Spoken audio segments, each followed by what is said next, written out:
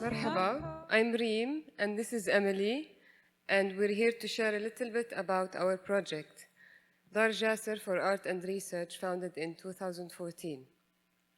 We are an interdisciplinary experimental learning hub in Bethlehem that emphasizes participatory approaches and fosters cross-cultural and intergenerational exchanges. Dar Jacir is a process and practice-oriented platform. We are women-led and artist-led space. We restored our building, which was built in the 1880s, and which now serves as a space where the history and contemporary conditions of Bethlehem meet. This house has stood tall through the Ottoman Empire, the British Mandate, and is currently standing in the face of the Israeli occupation.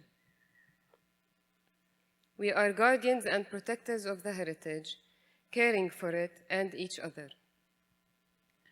Our space is devoted to educational, cultural, and agricultural exchanges via transversal methodologies and decolonial practices. We facilitate space for people to ask questions, to lead, and to encounter local and international thinkers and cultural leaders. Over the last 8 years, participants in our various programs have transformed into curators, seminar leaders, practicing artists, and even opened up their own spaces. We are not open to the public. We keep our doors closed, and that's in order to protect space for research, free conversation, for failing, and most importantly, for intimacy. However, like a family home, we sometimes open our doors and invite you in for dinner. Our street is the most tear-gassed location in the world. We live under a regime of full-on colonial apartheid. Bethlehem today is now surrounded by over 20 settlements with settlers, and they have completely encircled the city and confiscated all of our agricultural land, which now no one can reach. Therefore, sharing and providing access to our ancient green terraces for our community has been an integral core of our project for the last decade. It is open for everyone for growing, planting, sharing, education, and learnings. In 2019, Mohammed Saleh created and planted the seeds for the first urban farm in Palestine, in collaboration with kids of our neighborhood. It was burned down by the Israeli army in May of 2021. After that, Ardawa was born, a project focusing on healing the land from the shrapnel, gas, and damages it regularly sustained. Mohammed created the first Arabic blog on bioremediation, and we planted sunflowers to clean the land from contaminants. Sunflowers clear toxins. When I interviewed his mother a couple of days after he was shot, she said he was hungry, and when we found his body, he had a bag of chips in his pocket. He was coming home for lunch. In an attempt to reclaim the space and our sense of home, in 2018, Vivian Sansour designed and planted an entire terrace at Dar Jacir with mlokhiyya. Mlokhiyya is one of Palestine's staple meals that represents comfort and warmth. Participants harvested the mlokhiyya, picked up the leaves, and prepared a home-cooked mlokhiyya stew while sharing stories of home and what home means to them. We work slowly, patiently, and persistently towards the liberation of our minds, our bodies, and our lands. The land is an archive. We work with our elders, farmers, and artists to reclaim our indigenous farming traditions as well as establish new ones. An integral aspect of that is our sonic and dance heritage, which is intrinsic to the land. We have spent more than 7 years building, collaborating, exchanging, and cultivating a large network of dancers and musicians between the southern West Bank and the south of Italy, insisting on our shared Mediterranean heritage. These choreographic and musical pieces are a translation of the encounter with Bethlehem and its agrarian musical and dance traditions.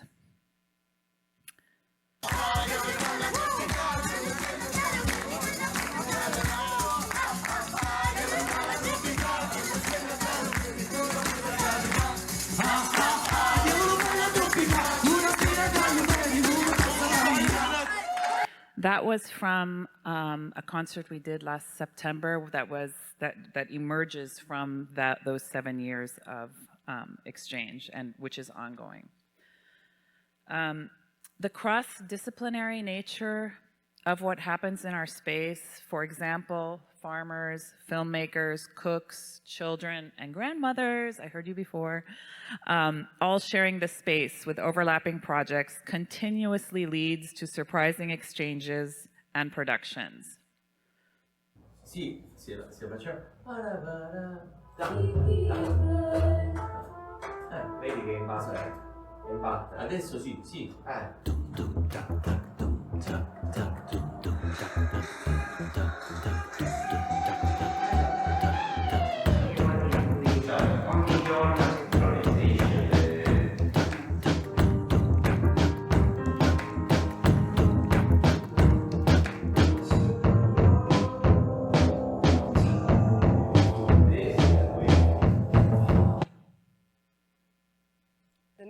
The next clip is from a piece informed by side visits to agricultural areas in Bethlehem, where the artists witnessed the impossibility of reaching one's own olive trees, the difficulty harvesting them, and the longing to be on one's own land.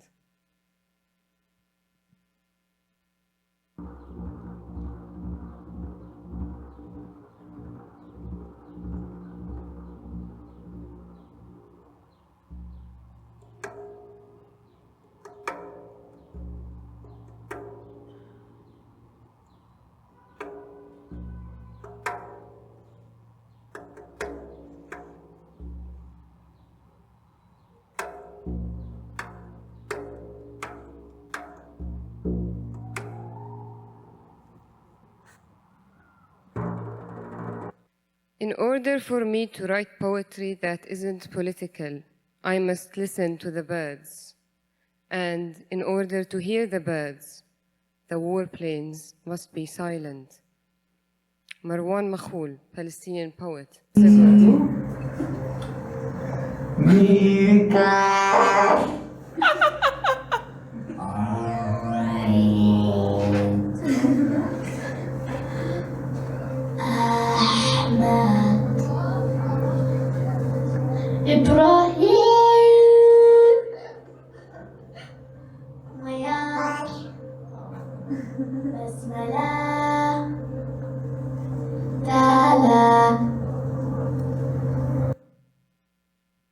Seven years ago, our team member, Nicholas Jar, transformed our historical food storage structure into a sound studio.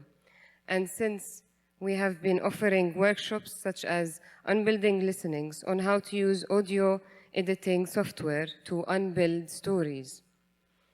The workshops are tailored purposefully to Palestinians who have little to no prior experience with music and sound editing.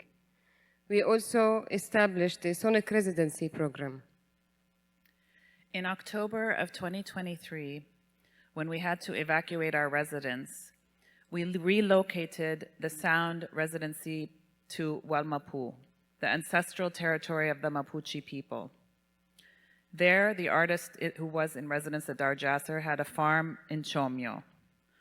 During their residency, the artists improvised together and organized a community event which featured Mapuche activists discussing their struggles in their territory and drawing parallels and identifying resonances between the anti-colonial and anti-racist resistance of the Mapuche and the Palestinian people, We're showing you a very short segment from a piece filmed and edited there by Ali Wawentru and Nicholas Jacir.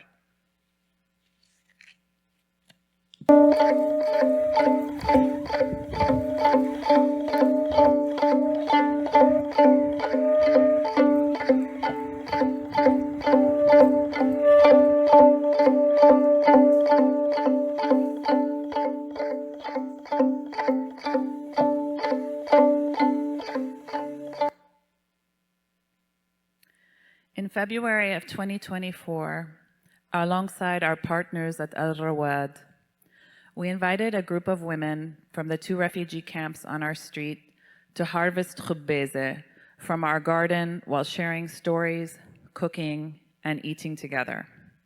Khubbeze is one of the most important wild edible plants in Palestine that we forage. One of the Palestinian folk songs sung during the harvesting of khubbeze goes like this. خبزتي بعروقها حلف الشايب ما يذوقها وإن ذقتها ما بذوقها وإن ذاقها ما بذوقها.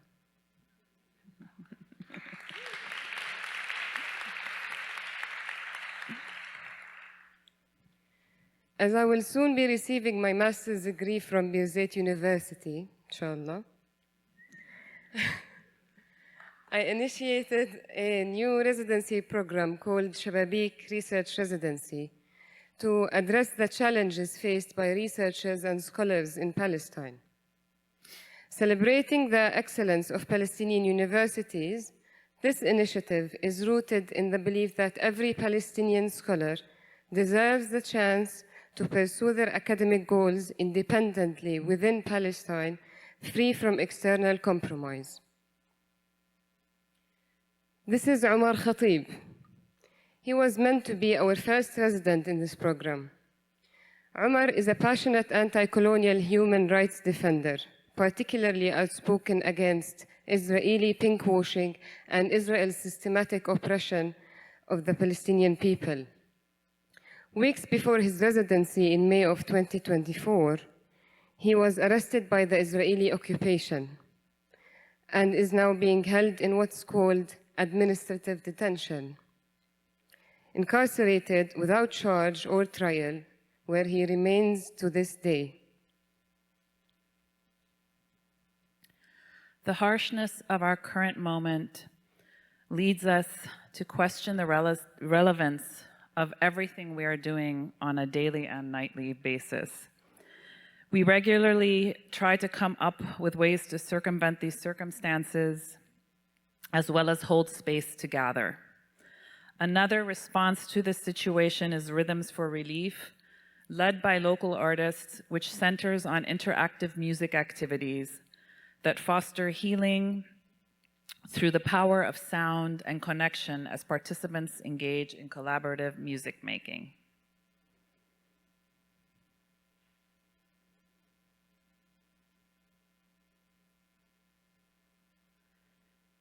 This was the last picture our team took together before the genocide started.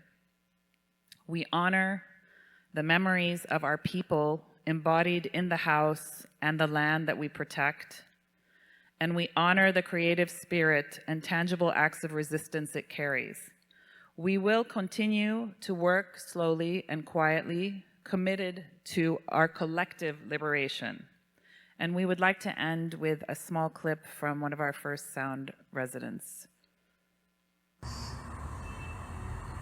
There is a structure in Bethlehem resembling a temple, a strong structure for silence, time, and freedom. Thank you. Thank you.